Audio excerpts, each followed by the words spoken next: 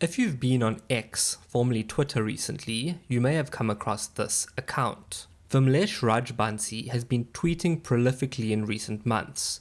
She has tried to frame herself as a truth seeker and a kind of independent journalist. But most of her content is run-of-the-mill DA bashing, peppered with a few posts that are supportive of EFF and MK. However, after the elections on May 29th, Vimlesh's content took a bit of a dark turn when her and other radical leftist accounts on Twitter began pushing the idea that the IEC, together with the Democratic Alliance, had rigged the election.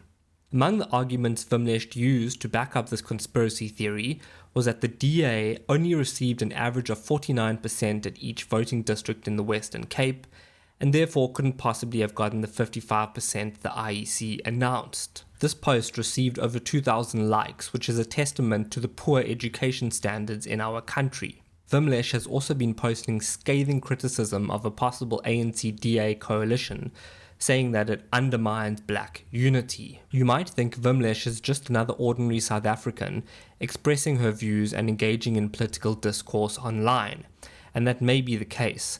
However, considering her family's dark history, there may be more at play here. You see, Vimlesh comes from a politically prominent family in KZN. She's the daughter of well-known apartheid collaborator Amichand Rajbansi, who was in the tricameral parliament and was a member of P.W. Botha's cabinet. Just as a side note, is there anyone who can be considered more of an apartheid beneficiary than someone whose father was literally in P.W. Botha's cabinet? While most Indians and coloureds boycotted the tricameral parliament, the Rajbansis were living a life of luxury at the expense of the black majority, with Vimlesh even attending a white private school in the 1980s. In 1987, Amichand was found guilty of corruption after it came to light that he had taken bribes to facilitate the obtaining of lands and contracts. Fast forward to 1993, Amichand founded a new political party to contest our country's first non-racial elections. At first, everything went seemingly well. Rajbansi even struck a deal with the ANC in 2004, which saw him become the MEC for Sport and Recreation for KwaZulu-Natal. However, when Amichand passed away in December of 2011, chaos ensued. A power struggle saw Vimlesh and her siblings face off against their stepmother, Shamim, for control of their late father's party. The battle was eventually won by Shamim, who was declared the undisputed leader in December 2013. However, the war wasn't over yet.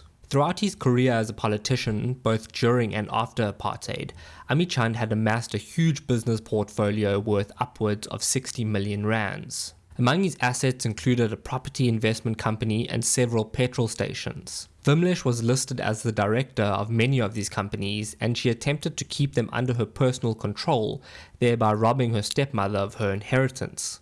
A lengthy court battle followed. However, it is unclear whether Vimlesh was able to retain the shares in her personal capacity, or whether she had to transfer them to the family trust, of which her siblings and their stepmother were beneficiaries. Either way, Vimlesh was still able to hold on to the ill-gotten gains her father had accrued.